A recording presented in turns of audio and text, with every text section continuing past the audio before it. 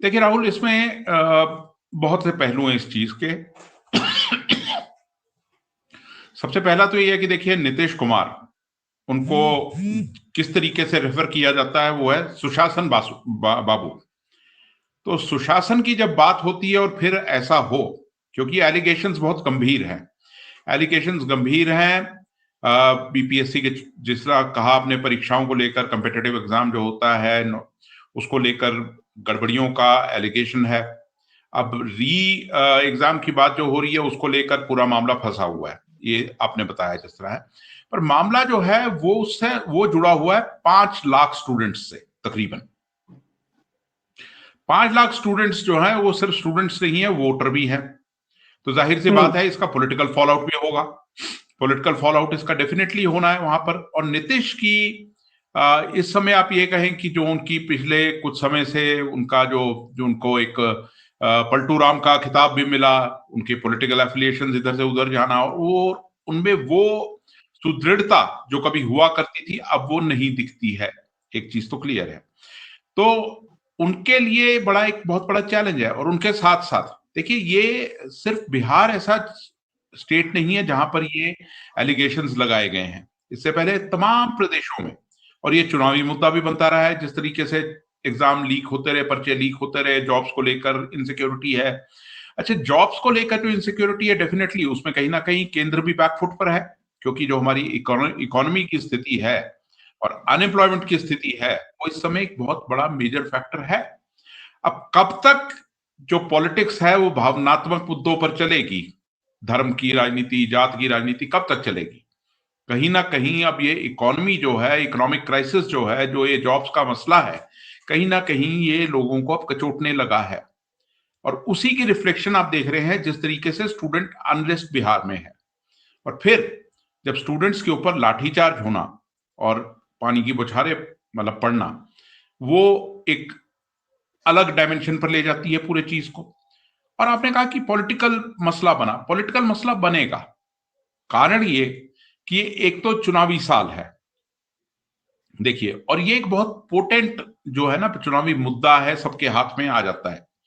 अब उसको तेजस्वी है, कांग्रेस है डेफिनेटली, या सीपीआईएमएल है, उस गुट में जो वहां पर वो ग्रुप है, उनका उठाया जाना वो तो अंडरस्टूड है ही है। इंटरेस्टिंग चीज है कि पीके की एंट्री जो है इसमें, अब उनकी एंट्री जो है, उनकी पार्टी की, जन स्वराज की पार्टी की जो है, हम ये भी जानते हैं कि वो कहीं ना कहीं बिहार में एक फुटहोल्ड ढूंढ रहे हैं। और फुटहोल्ड वो ढूंढ रहे हैं तो उनका जो है वो इन्वॉल्वमेंट इसमें आना, और उन पर तो केस भी हुआ है दर्ज, जो खबरें आ रही हैं, कल उन पर केस दर्ज हुआ है 600-700 लोगों के साथ कि स्टूडेंट्स को भड़काया उन्होंने या इंसाइट किया, वो उस तमाम चीजें हैं। और बिना परमिशन के प्रोटेस्ट निकालना, वो चीज है। और आज जो ताजा घटना है, जो ताजा खबरें आ रही है, वो ये है कि उन्होंने कहा है कि भाई 2 दिन का, उनकी पार्टी का कहना है कि 2 दिन का समय देना चाहिए बीपीएससी को मामला सुलटाने के लिए, बिहार सरकार को, और उसके बाद अगर कुछ नहीं निकलता है तो 1 जनवरी के बाद छात्र जो है दोबारा आंदोलन कर सकते हैं। वो उनकी तरफ से अपील है, जबकि छात्र इस पर मान नहीं रहे। आज जो है वो मीटिंग हुई थी, गवर्नर ने इस चीज का संज्ञान लिया है, ये खबरें आई हैं। फिर छात्रों की और कुछ और जो डेलीगेशन था वो जाकर मिला चीफ सेक्रेटरी से। पीके की एंट्री जो है वो इसलिए काफी दिलचस्प है क्योंकि पीके पे तमाम तरह के इल्जाम भी लगते जा रहे हैं, लगते आए। अब ऑपोजिशन देखिए, पॉलिटिक्स में कोई नई एंट्री जो होती है उसको कोई इतनी जल्दी अपने पांव पसारने नहीं देता। इसीलिए कभी उनपे एक वो एलिगेशन लग रहा है कि वो बीजेपी की एक टीम है, एक कि एक फ्रंट है। जबकि देखिए, बिहार एक और बड़ा पॉलिटिकली बहुत ही एक मैं कहूंगा यूनिक स्टेट है। देखिए, यहाँ पर भी क्षेत्रीय पार्टियां जो है काफी मजबूत है, चाहे वो आरजेडी हो, चाहे फिर नीतीश की पार्टी रही हो वहां पर, तो जनता दल यूनाइटेड रही हो वहां पर, उनका भी काफी वो रहा है। और बीजेपी अपने दम पर सरकार नहीं बना पाई, कांग्रेस अपने दम पर सरकार बनाने की स्थिति में नहीं है। तो कहीं ना कहीं इन पार्टियों का एक जो किंग मेकर का रोल है, अगर खुद पावर में नहीं आती तो कम से कम किंग मेकर रहती हैं। ये बहुत ही एक दिलचस्प पहलू बिहार की पॉलिटिक्स का फिलहाल है आज के दौर में। अब उसके बीच में पीके भी, प्रशांत किशोर जो है, वो अपनी एक पकड़ बनाना चाहते हैं। और ये एक बहुत पोटेंट मुद्दा है जो भी ऑपोजिशन पार्टी है ये इसका मैक्सिमम पॉलिटिकल डिविडेंड लेने की कोशिश करेगी। जी राजीव, क्योंकि नीतीश कुमार सबके निशाने पे हैं और 2025 में चुनाव होने हैं, और नीतीश कुमार जो कि जैसा आपने कहा कि सुशासन बाबू वाली छवि है वो डेंट हुई है, और बार-बार जो उनका इधर से उधर से इधर जो आने उसके बाद उनकी जो एक जो क्रेडिबिलिटी है वो भी डाउन हुई है, यानी कि नीतीश कुमार पहले से कमजोर हुए हैं। बीजेपी दरअसल यही चाहती है, क्योंकि बीजेपी का अपना ख्वाब है, बिहार एक ऐसा स्टेट है नॉर्दर्न इंडिया के अंदर जहां पे बीजेपी अपने अब दम पे अपने पांव पसार नहीं पाई है। देखिए, अगर नीतीश कुमार कॉर्नर हो जाते हैं इसमें, देखिए अभी तो मामला चला हुआ है, अगर वो कॉर्नर होते हैं तो देखिए वो सबको सूट करता है। ऑपोजिशन टारगेट करेगा, डेफिनेटली करेगा सिटिंग सीएम, और फिर वो जिस तरीके से उन्होंने इंडिया गठबंधन का साथ छोड़ा था उसको लेकर भी ऑपोजिशन में कहीं ना कहीं नाराजगी तो है। बीजेपी के लिए इसलिए सूट करता है कि ठीक है, अच्छा हुआ तो हमने किया और बुरा हुआ तो इन्होंने किया। वो फॉल गाय बनाना बहुत इजी हो जाता है बीजेपी के लिए उसको, और क्यों? क्योंकि उनपे तो कोई इल्जाम है नहीं, इल्जाम तो नीतीश भुगतेंगे। अच्छा, जहां तक प्रशांत किशोर की आप बात कर रहे हैं, देखिए जैसा मैंने कहा कि प्रशांत किशोर दो दो चीजें हैं ना। एक तो प्रशांत किशोर जो है अपना एक पकड़ बनानी है, उनको नई पार्टी है, पकड़ बनानी है, उनकी मंशा है या जो उन्होंने कहा है अब तक कि वो सारी सीटें लड़ना चाहती है उनकी पार्टी बिहार में इलेक्शन।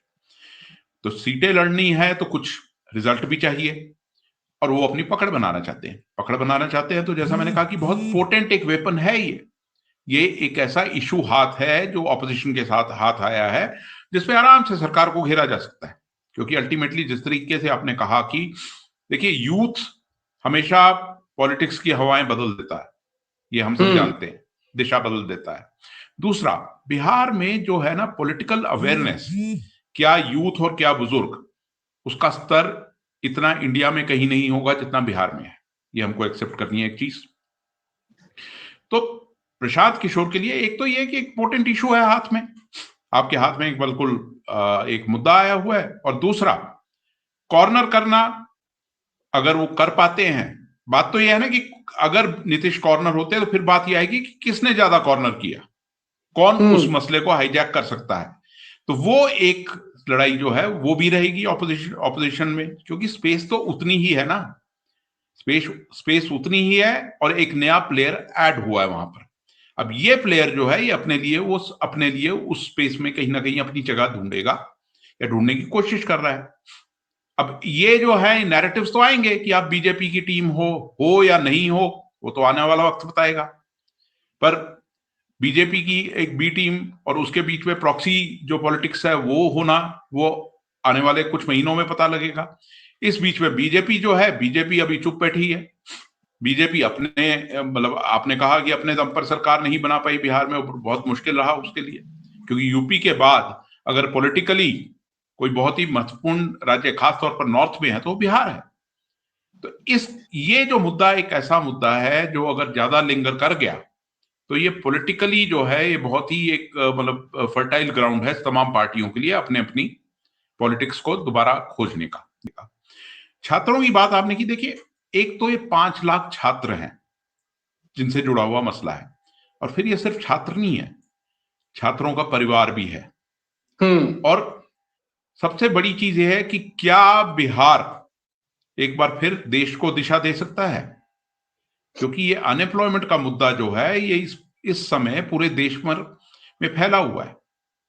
ठीक है, चुनावी जो नतीजे आए हैं गए दिनों में, महाराष्ट्र के हों हरियाणा के हों, वहां कुछ और मुद्दे में भी हावी रहे, पर यह मुद्दा एक ऐसा मुद्दा है जो कभी ना कभी कहीं ना कहीं तो ये उठेगा। और अब ज्यादा जोर इसलिए पकड़ा है क्योंकि महंगाई एक तरफ है, बेरोजगारी दूसरी तरफ है, नई जॉब्स क्रिएट नहीं कर पाई है सरकारें, उसमें कहीं ना कहीं केंद्र भी बैकफुट पर है, डेफिनेटली बैकफुट पर है। केंद्र बैकफुट पर है, स्टेट गवर्नमेंट्स भी बैकफुट पर है, चाहे कोई भी स्टेट की गवर्नमेंट रही हो। तो इसमें जो है ये नीतीश डेफिनेटली उन पे सवाल उठते रहे हैं, और कहीं ना कहीं जैसा मैंने कहा कि वो उनमें वो पुरानी सुदृढ़ता जो थी वो तो नजर नहीं आती, इमेज में डेंट पड़ चुका है, इमेज में तो बहुत बड़ा डेंट पड़ चुका है ना। अब इमेज का डेंट पड़ चुका है और चुनावी साल है, ये भी देखिए। और फिर नीतीश ही नहीं, नीतीश अकेले नहीं है, उनकी पार्टी भी है। और फिर वो अलायंस है बीजेपी के साथ। अब क्या होता है आने वाले दिनों में, क्या नीतीश आइसोलेट होते हैं या वो इस मसले से, मतलब ये जो पूरा छिड़ा हुआ है मामला, इसमें से कैसे निकल कर आते हैं, ये आने वाले दिनों में पता लगेगा।